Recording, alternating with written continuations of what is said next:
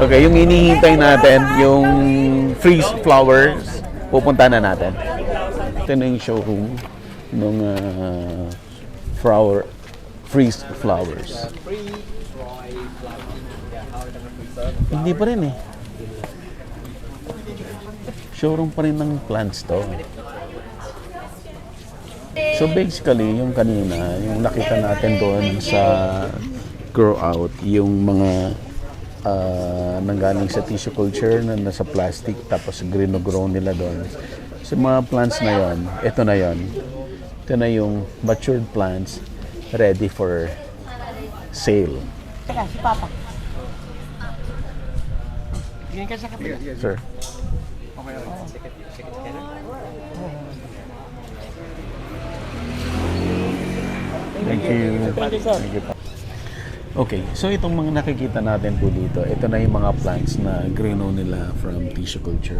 Ang advantage ng tissue culture, mas mabilis mag-propagate ng plants.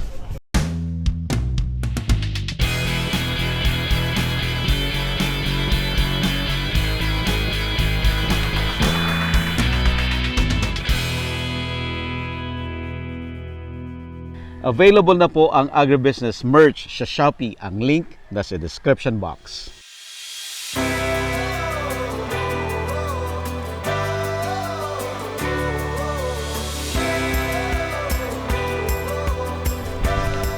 So, itong mga plants na to, yung mga plants na to, nakikita rin natin siya sa Philippines. Yung mga ornamental plants na to, available po siya sa Philippines. Kung gusto mo makakita ng magagandang ganito, ito yung Ronda's Garden sa Bulacan. Bulacan? Tapos mura lang dun. Hindi, Fair naman. fair. Oo. Depende kung plant rare pa, mahal. Pero pag ano na, hindi naman na. Yung mga ganyan pambahay. Freeze flower. Okay, spill na. So ito totoo na, yung freeze flower na talaga yung pupuntahan natin. Hello, ma'am. Claridad. Lagi kami nanonood. Ay, salamat po. Batangas kami. Batangas din po kayo. Rosario. namin. Rosario. Pero ako taga Muntinlupa.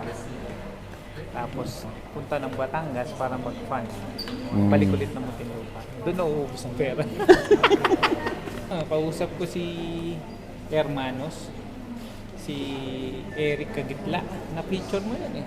Yung may manukan. Oo. Si Eric? Oo, nagtatanong ako sa kanya ng manok. Sir, magdarag ka. Meron akong darag konti.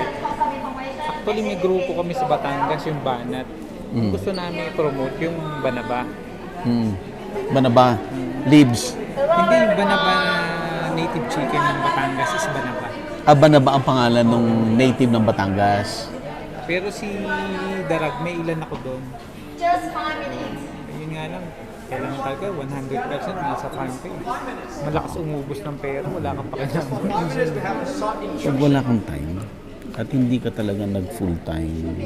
Well, hindi naman kailangan ikaw. No, may tao. But yung management mo, Reserve 100% nakatutok. 4 days a week pa ako sa farm. Meron pa hindi nagagawa.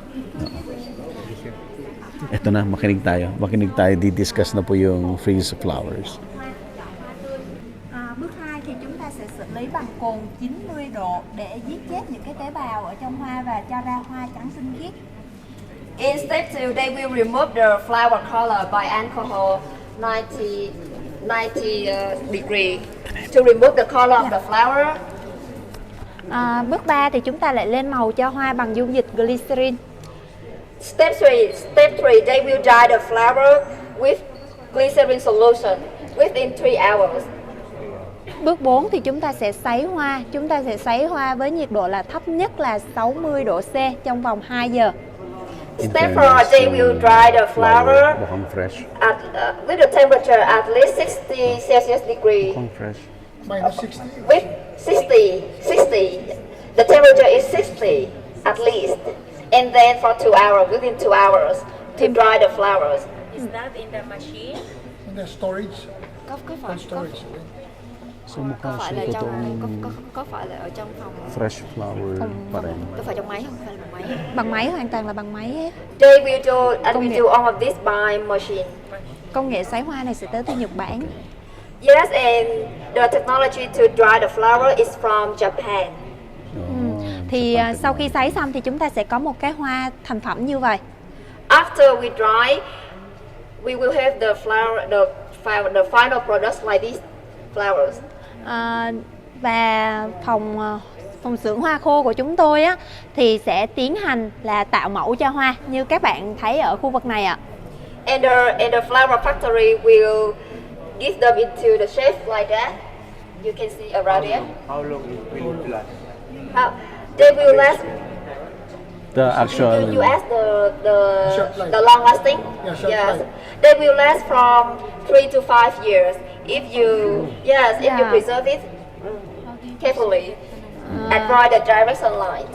Thị trường chủ yếu của chúng tôi sẽ nằm ở thị trường Nhật Bản, Hàn Quốc và thị trường ở trong nước.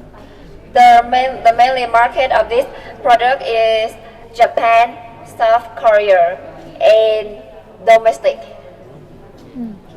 Can you use that for flower arrangement? The flower arrangement, just like bouquet. Ah, okay.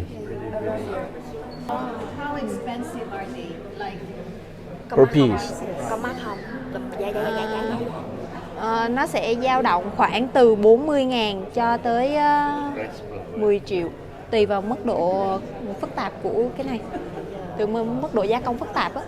The price is from 40,000 Vietnam dong to 10 million Vietnam dong. Yes, deserve on the number of the flowers. Yes, and the complexity of the products. Kung titingnan niyo siya, mukha pa rin siyang fresh flowers. Pero ito ay freeze-dry na. Dahil ito ay naka-freeze-dry na, maglalas siya ng 5 to 7 years. Pero kailangan sa mainit na lugar. Pag medyo malamig, kailangan mo siyang i-blower as maintenance para ma-maintain mo siya. pero parang nag-dye na rin sila. Deny siya eh. Kasi kung dried talaga mawawala. Pero mas okay yan kaysa dun sa dried na Flowers. dried, na alam mo tuyo, tapos magaan. Yan yung mahal na dried. So yung technology na to, yung texture ng flower, mukha pa rin siyang fresh flower compared doon sa dried flowers na nakikita natin na alam mo talaga na dried. Ito, as you can see, yung texture niya parang totoong fresh flower pa rin. So, pwede mo siyang gamitin na, ito, ganito, naka-box. Pwede rin naka-arrange, flower arrangement. Yan lang, may maintenance. Kung titignan mong mabuti, may mga flowers na halata mo siya na hindi fresh flowers. Pero yung pink, mukha siyang totoong fresh flowers. Kasi Oh. nakuha nila yung color. Kasi nakuha nila yung totoong color. Kasi ano siya nung after siyang I think dinaday pa rin nila na. So part ng process, kailangan pa rin nilang i-dye para makita yung color, yung totoong color. So depende dun sa pagkakaday siguro, yung pink mukhang totoo, pero yung red, alam mo siya na deny lang siya, alam mo na drenay siya. Pero yung pink, mukha siya totoong fresh flowers. Titingin tayo ng mga arrangements.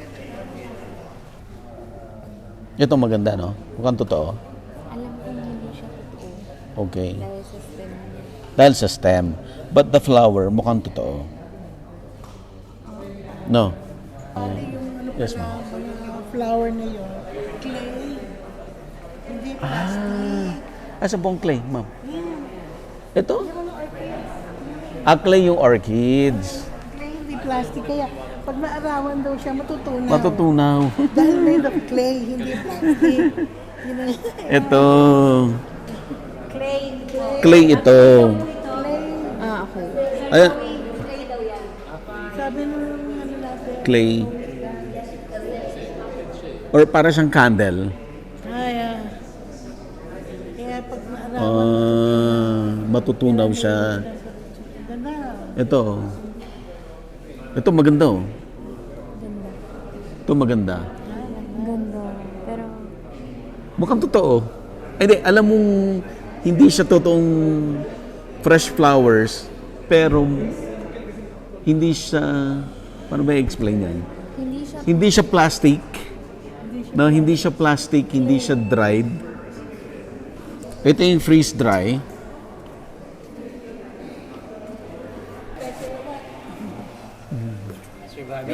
Sir. Ano nga tayo ni Sir Buddy? Dream come true ako kay Sir Buddy.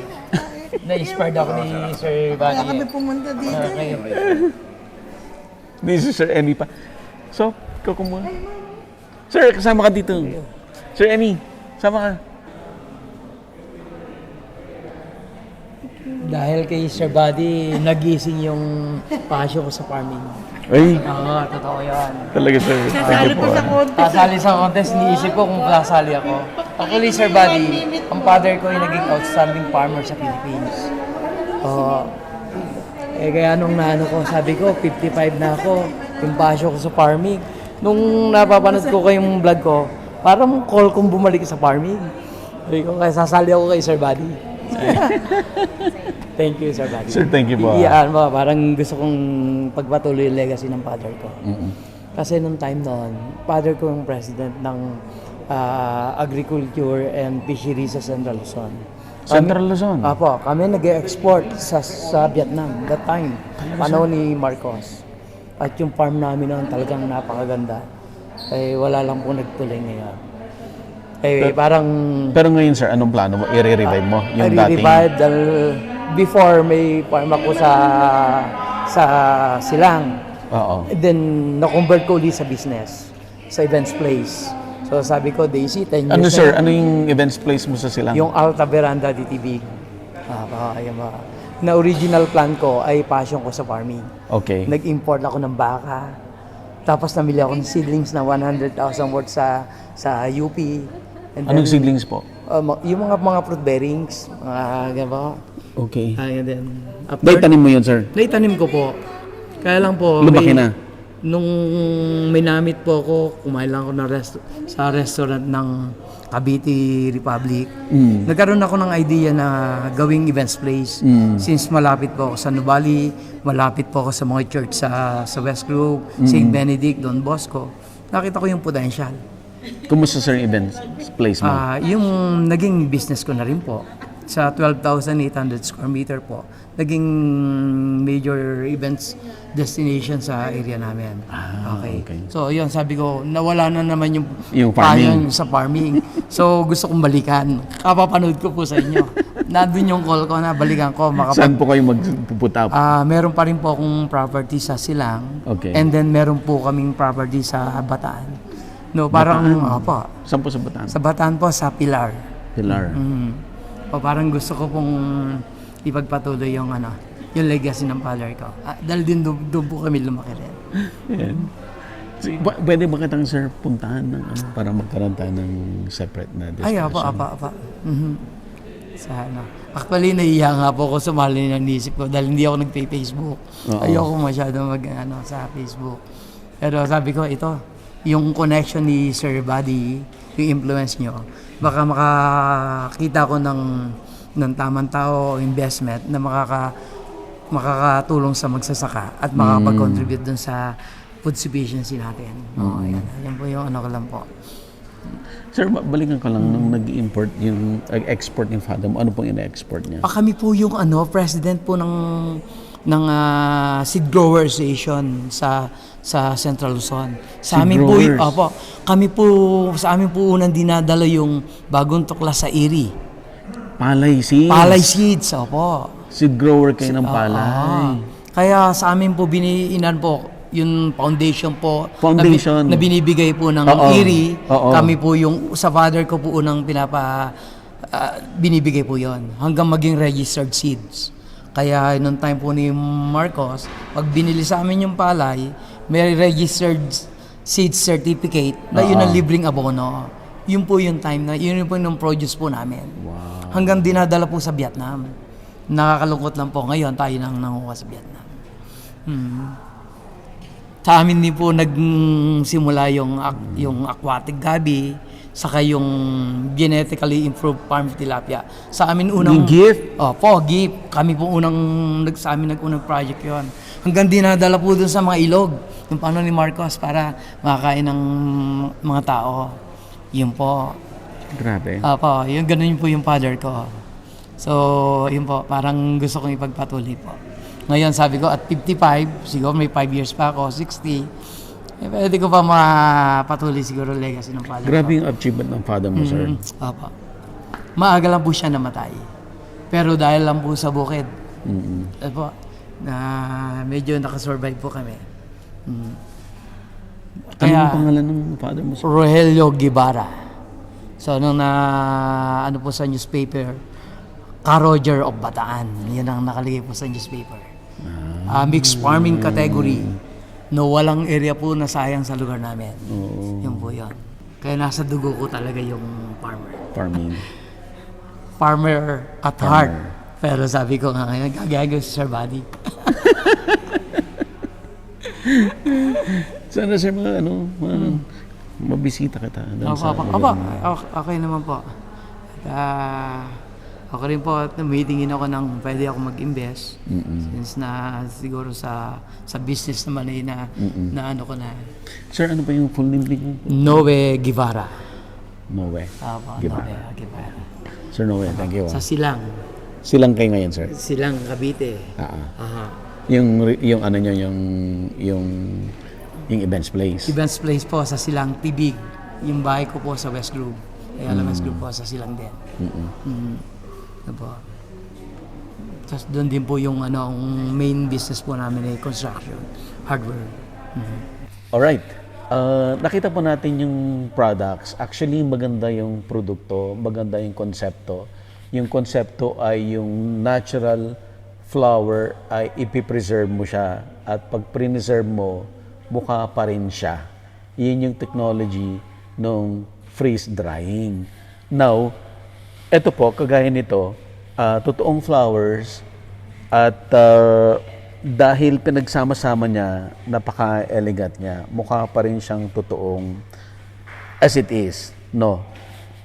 Yung pong may mga roses kanina dito, yung pink, ito, dahil na-retain because of dyeing, na-retain niya yung totoong itsura. Sobrang ganda niya.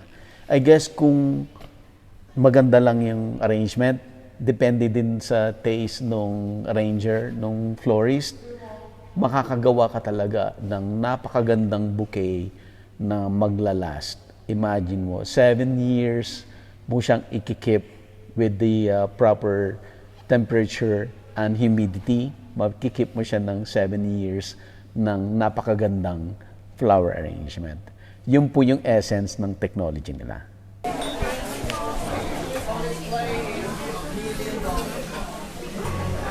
Naalala niyo po yung isang episode natin kay Attorney Pai? Meron siyang halaman, tapos may pinatikim siya sa atin. I think ito yan. Anong tawag? Parang sinasabi niya, parang sinabi niya na parang apple. Ito yon. Parang mansanitas or something.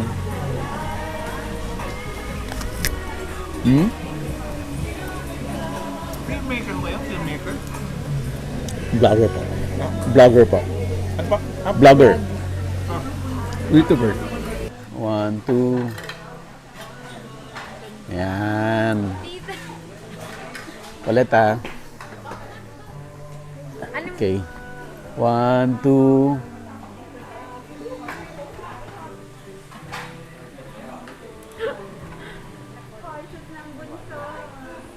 Isa pa. Babalik ako ha, babalik ako. Ayan, okay na. Pipicture ko din.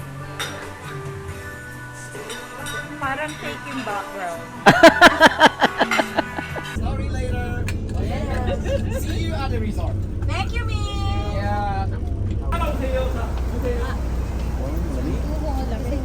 Pang bungee jumping po. Malamig. Yeah.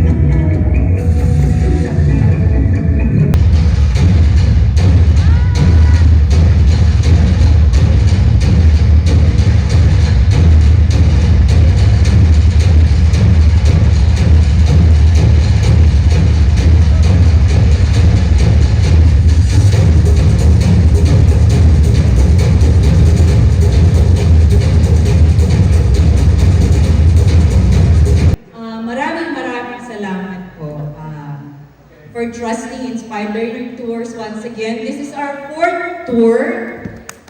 Yes, thank you! Meron po tayong, this event is special for so many reasons. This is our first in Vietnam and the first for 2024.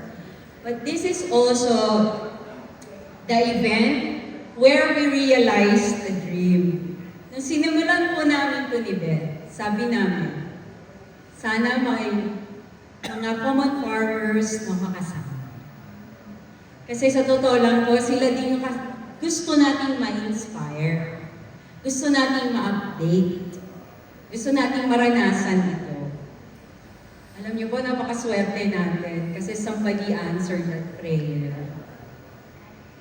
Sino po ang nag-answer ng prayer? Ang mahal na mahal nating agribusiness! How it works! When I opened the idea to Sir Buddy, sabi niya, gawin na natin yan. Noong una po, isa lang. Sabi niya, go, isa. Pero, patapos na, no, sir, no? Biglang lumabal.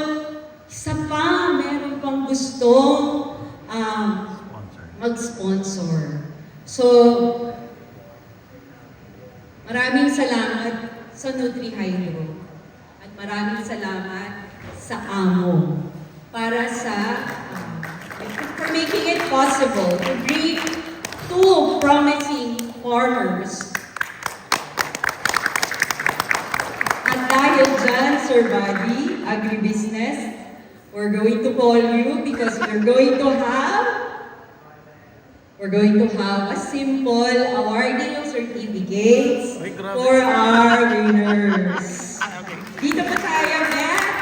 We really want this to be memorable, not only for us, but most especially for them. Okay? So, let's give them the loudest, the warmest round of applause. Mr. Dennis Ivan Balikan and Mr. Marlo Molina Viva!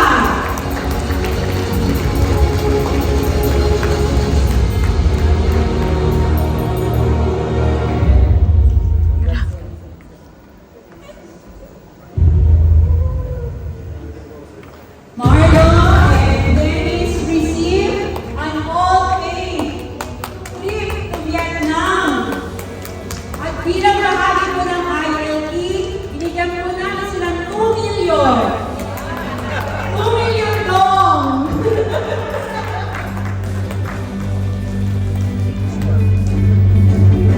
One, two, three. Daddy, please. One, two, three.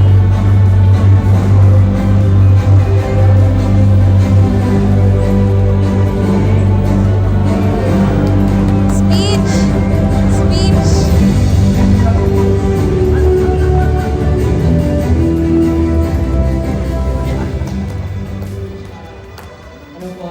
Thank you po so much everyone, Sir Buddy, Inspired Tours for believing in us, kay Sir Marlon. And we promise na ang lahat ng natutunan namin is dadalhin natin sa Philippines. First, I will give thanks to God for giving this opportunity to learn. This is a big chance to learn here in Vietnam, and our learning lessons or knowledge ideas here will bring back to Philippines, and we try to share to our beloved farmers. So thank you, Agribusiness Networks, thank you, NutriHydro, and thank you, Inspired Learning Tours. Thank you so much. And also, special thanks to ako ay magsasakang organiko, AMO, for bringing us here in Dalat, Vietnam. Thank you so much. Available na po ang Agribusiness merch sa Shopee. Ang link nasa description box. Agribusiness, how it works. Instruct, inspire, succeed.